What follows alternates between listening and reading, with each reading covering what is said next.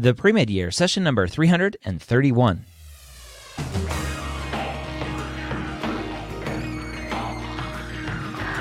Hello and welcome to the 3-time Academy Award-nominated podcast, The Pre-Med Years, where we believe that collaboration, not competition, is key to your success. I'm your host, Dr. Ryan Gray, and in this podcast, we share with you stories, encouragement, and information that you need to know to help guide you on your path to becoming a physician. Welcome to the Pre-Med Years. Thank you for taking the time to join me today. I'm excited to talk to you today all by myself. I don't have a guest today, and I'm going to have a discussion with you about what you should be doing right now to prepare for your applications. Now, you may be a freshman in college or even in high school. Maybe not in high school, but a freshman in college.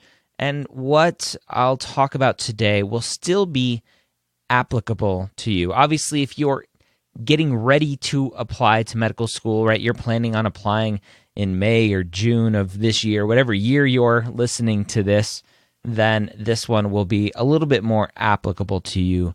But listening to this the year before you apply, 2 years before you apply, will still be helpful to get you in the mindset of what you should be thinking about all along. Now, I've tried to narrow down this discussion to 4 things that you should be doing, 4 things that I see as common mistakes that students make as they are going through this process. If you are looking for some help with your applications, I have partnered up with Next Step Test Prep. Now, I do one-on-one coaching with students, and a lot of you want to work with me, and that's awesome. But I'm only one person, and I made a decision a while ago that I don't want to build, at least at this point, a team of advisors to help me do interviews and read personal statements and do coaching and stuff like that. And so I partnered with Next Step Test Prep to handle a lot of you who want to work with somebody but maybe necessarily can't work directly with me. And so if you are looking for some help with your essays, with your interviews, or anything else, you can go over to nextsteptestprep.com and check out their new admissions services. And you can save some money on those admissions services using the same promo code we always use, MSHQ. Will help you save some money there. And that is an affiliate link. I do get a little commission if you use that link. So go check them out if that's something you have been thinking about. Let's go ahead and dive into our discussion today. It'll probably be a little bit shorter of a discussion as I try to really hone in on the most important things that you should be thinking about with your applications. Now, one of the first things as you go through this process, and this is very, very important, if you are a freshman, sophomore, junior, senior, wherever you are in the process, is thinking about your letters of recommendations. Now, depending on where you go to school, your pre-health advising office may have requirements for letters of recommendations. So if you're at a school that uses a committee letter, I would go and talk to your advisors, right? You should always be plugged in with your advisors at your school first and find out from them if they're going to write you a committee letter, what letters of recommendations they require. Okay? Find out from them what letters of recommendations they require. After that, you need to understand kind of the general rule of thumb. If you're not going to use your pre-health office, maybe they don't write a committee letter, you need to understand some of the quote-unquote requirements for each school. Now, the general rule of thumb is 2 science and 1 non-science professor, right? General rule of thumb. Those are the letters that you should be shooting for in general. Yep. I would probably add a physician into that mix as well for an extra one.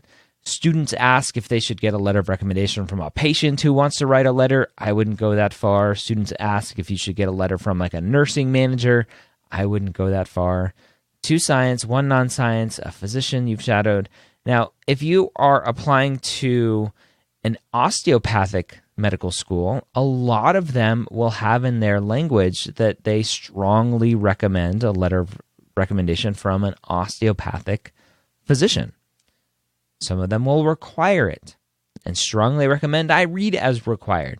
So I would if you are struggling to find an osteopathic physician to shadow, I wouldn't not apply to osteopathic schools. A lot of students will be like, I can't apply to DO schools because I haven't shadowed a DO. False, right? Go ahead and apply and continue to look for an osteopathic physician to shadow. If you continue to struggle, then maybe the school will be like, hey, we want to interview you. This has happened to a student I know. We want to interview you, but we want you to go shadow an osteopathic physician. And then you have that dialogue that is now open to say, I've been trying. What do you recommend? Do you know anybody in my area? Blah, blah, blah, right? I'm willing to travel. You never want to turn down an interview. I'm willing to travel to go get some shadowing. Now, hopefully a new project we're starting here at the medical school headquarters is a new website called findshadowing.com. I wanted shadowing.com, but they wanted $29,000 for that domain name. And so I'm like, I'm going to go with findshadowing.com. And we just hired someone full-time to do outreach to physicians to get them into our database so that we can then open it up to you as a student to say, hey, I live in zip code 12345, and I'm looking for a dermatologist with XYZ availability, and let me see what's available. All right.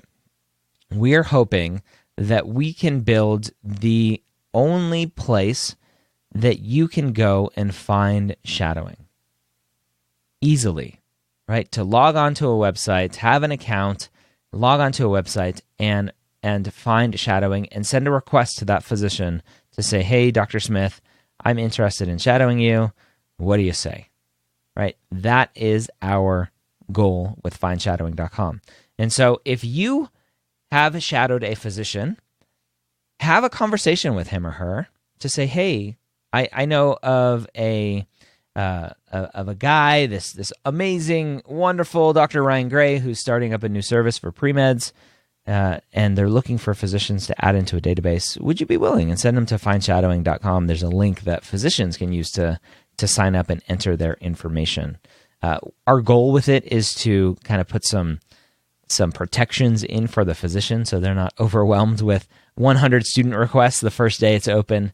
So we'll figure all of that out as we go. It'll be a free service. We're thinking about potential value adds to where if you want to maybe sign up to be the next person to request, maybe there's a small charge to hold your place. But other than some small things like that, it'll be a free service to use for you guys. So that's findshadowing.com. So letters of recommendations, total sidebar from that conversation. Letters of recommendations. So 2 science, 1 non-science, general rule of thumb.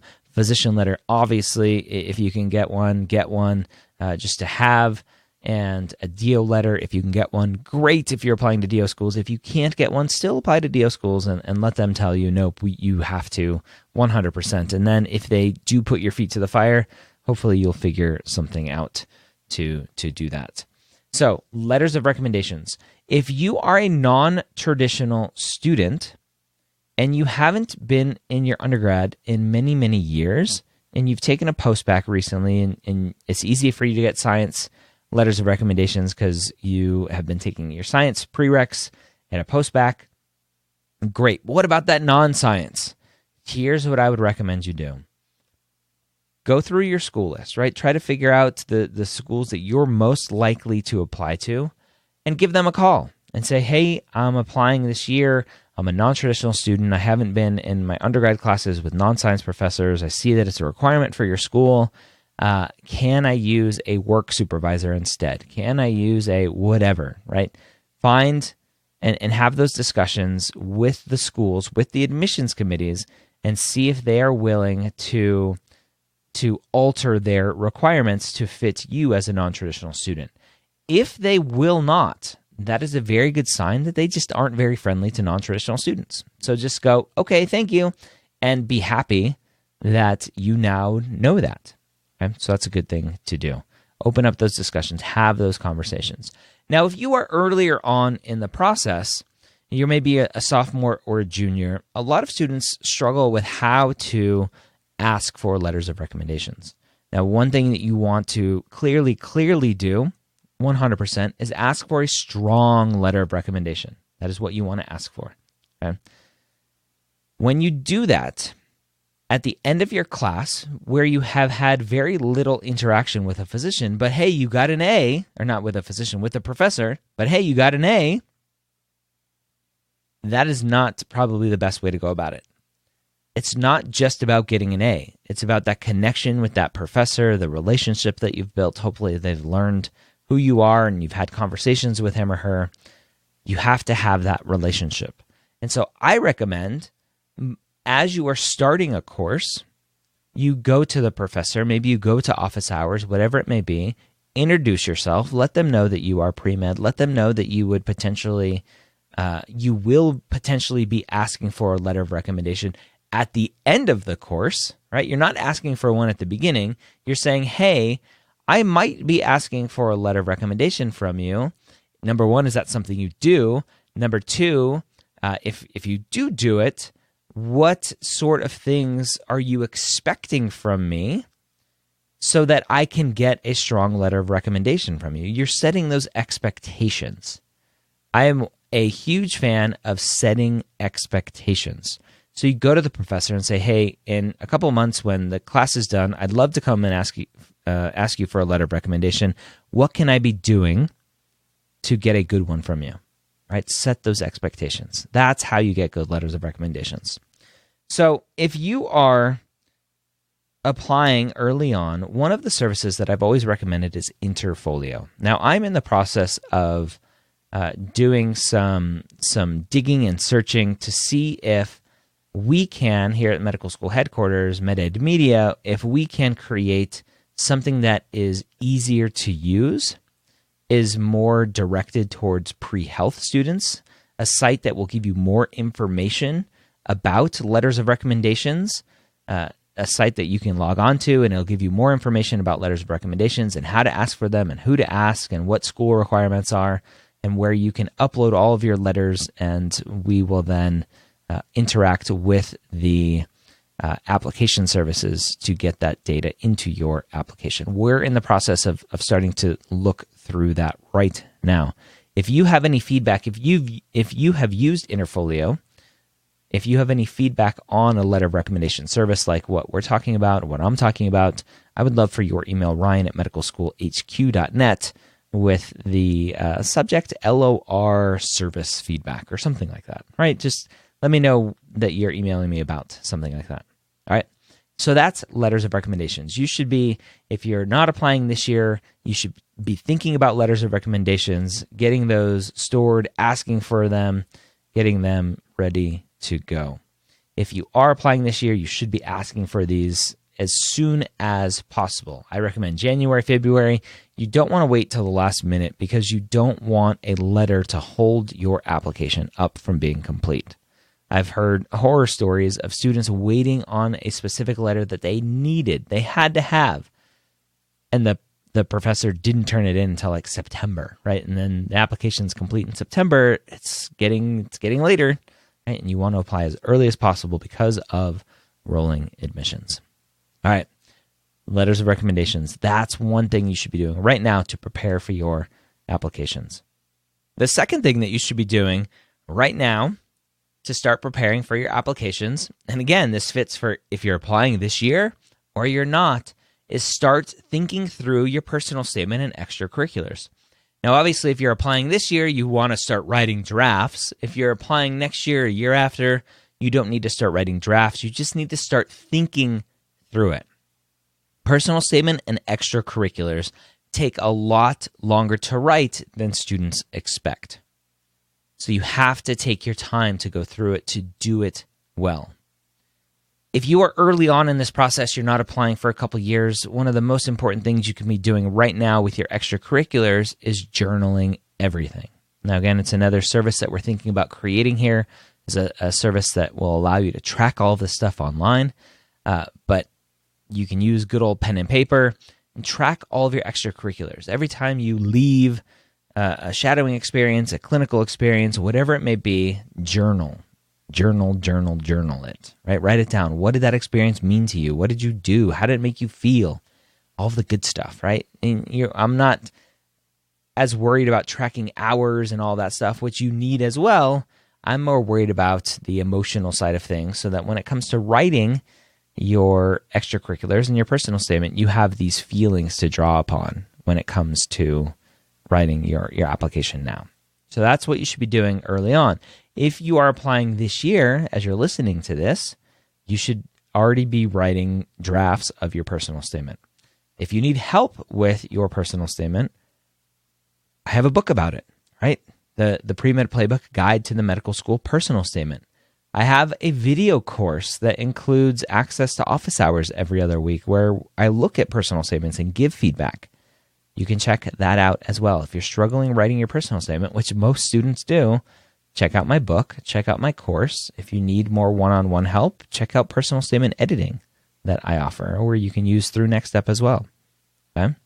There are lots of ways to get help out there on your personal statement, but you really need to just start thinking through the process of what you want to say in your personal statement. And remember, the personal statement is all about why do you want to be a physician? Not what type of physician you want to be, but why do you want to be one? It's not why do you think you're going to be a great one? It's not why do you think you have the skills necessary to be a great communicator and be empathic and all of that fun stuff. It's why do you want to be a physician? Okay, that's the most important question that you are answering in your personal statement. Extracurriculars are hard to write. It's hard to write a story. It's hard to write something meaningful and impactful in 700 characters or 600 for AMCAS or 300. It's impossible to do it in 300 for TMD-SAS. But 700 characters, what you get? Can you tell a story? I know you can, because that's what I tell students to do when they're working with me. Tell a story, and they do. It's hard, but it takes time. I don't have a book right now that talks about extracurriculars. I am working on an application book that will have examples of extracurriculars, good and bad. And so if you're not applying for a little while, hopefully that book will be out and available for you. So start working on your personal statement. Start working on your extracurriculars. You need to go through many, many drafts of those things to make sure that you are submitting the best possible story to shape who you are as a person, as an applicant. All right, number 3 on what you should be doing right now to prepare for your application. Again, it works for if you're 2 years out from applying or 4 years out from applying, is you need to continue to maintain your GPA. Way too often, I talk to students who are in the middle of applications, writing their personal statement, writing their extracurriculars, focusing on secondaries, and all of a sudden, I get an email out of the blue saying, oh my gosh, I got a C in my whatever class. You don't want to have to overcome struggles in your GPA because you are focusing too much on one thing and not another. The application process is a huge balancing act, making sure that you can do it all and do it all well. A lot of students are taking gap years now so that they don't have to do it all. They understand that this is a hard process to do it all and do it all well. And so a lot of students are purposefully taking a gap year so that they don't have to take their MCAT during a normal time frame. They can take it after the majority of their classes are done, or maybe they take it after they graduate and then apply when they don't have to take the MCAT. They aren't taking classes. So you really, really, really need to keep up with your MCAT and GPA. Those stats are very important. It's not the only thing to your application, but they are very important. And the most important thing is if they are really bad, then that hurts you a bunch. If they're really good, okay, it's not a ton better than average stats. I was talking to an admissions committee, a new dean of admissions at a medical school, and she's like, they brought me in because I do holistic reviews. And our goal here at this medical school is to stop focusing so much on stats. I said, thank you, hallelujah, right? That's important. So, but, right, and they are still very important. You still need good enough stats. You still need a good enough GPA, good enough MCAT. Don't let those things slip. Don't let focusing too much on writing your personal statement hurt you in preparing for a test that is going to drop your grade.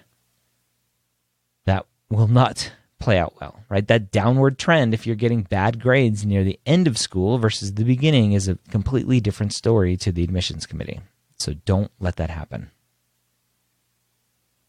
Another thing that you should be focusing on, right? The fourth and final thing here that you should be focusing on, that you should be doing right now to prepare for your application, is getting ready for secondaries. Now, this is something that a lot of students don't understand, this whole process, the primary application, the secondary application. Once you submit your primary application, depending on when you submit it, medical schools are going to send you secondary applications.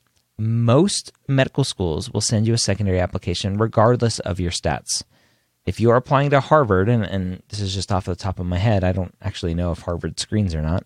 If you are applying to Harvard with a 2.0 GPA and a 480 MCAT score, if they don't screen, they'll still send you a secondary application and say, hey, thank you for your interest in Harvard.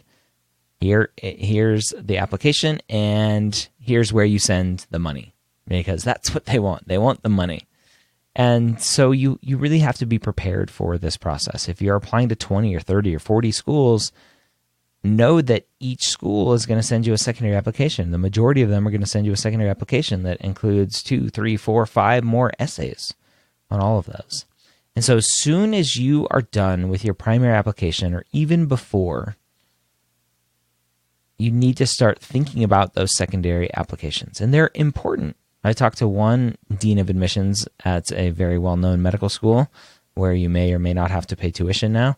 And he said, look, he's like, most personal statements are written very poorly. And this was when I was in the middle of writing mine and asking for some recommendations on it. And so hopefully my book will help that. But he's like, most personal statements are written poorly, and we as a school, we look at secondary essays more because the personal statements are just bad. So secondary essays are important. And so don't focus all your time on the primary application and skimp on the secondary, thinking, oh, my personal statement's killer. My secondary applications don't really matter. They do matter. Okay? So you got to focus on those as well.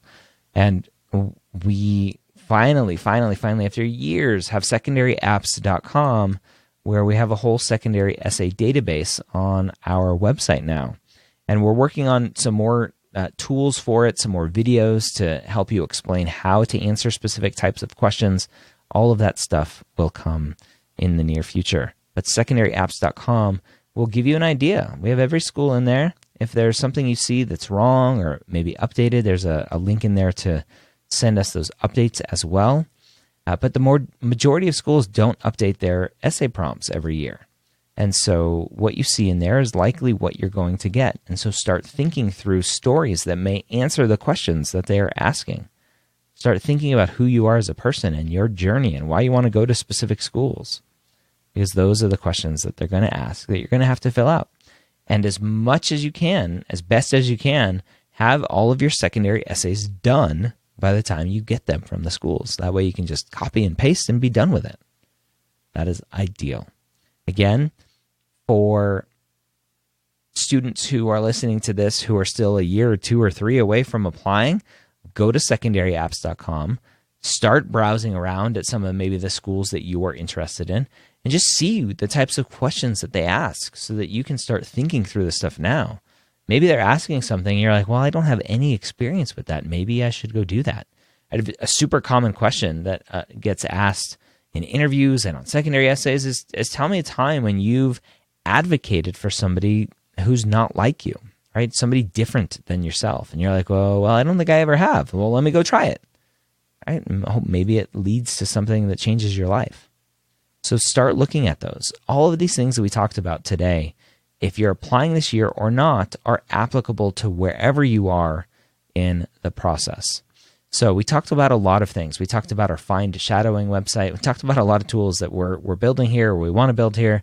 We talked about our Find Shadowing website for letters of recommendations, obviously from physicians that you shadow. We talked about our new kind of letter of recommendation service that we're hoping to build out here. So if you have any feedback on that, let me know, ryan@medicalschoolhq.net. For personal statements and extracurriculars, go get my personal statement book. It's like $13 on Amazon. Barnes & Noble has it too. Go check them out wherever you buy your books. The Pre-Med Playbook Guide to the Medical School Personal Statement. It will help you write your personal statement. If you need more help, we have our video course that gives you some access to me as well through office hours where you can ask questions and get answers. And if you need more personalized help, we do one-on-one as well. MCAT, GPA, super important. Keep those up as best as possible. Don't get overwhelmed with everything else that you let your grades or your MCAT score start to slip. And then for secondaries, our new secondary essay database, secondaryapps.com. Even if you are not applying this year, go check it out, go browse around, and see the types of things that are being asked of you when it comes to writing your secondaries. If you have any thoughts on our podcast today, shoot me an email, ryan@medicalschoolhq.net. I would love for you to screenshot this and share it on social media. Let people know why they should be listening to maybe this podcast or this specific episode. I appreciate you for taking the time to listen today, to take some time out of your busy schedule and listen to what I have to say. Hope you got a lot of great value out of it. I think I'm going to be back next week with another solo episode talking about some other important things when it comes to the application process. So I hope you have a great week. I'll see you next time here on the Pre-Med Years.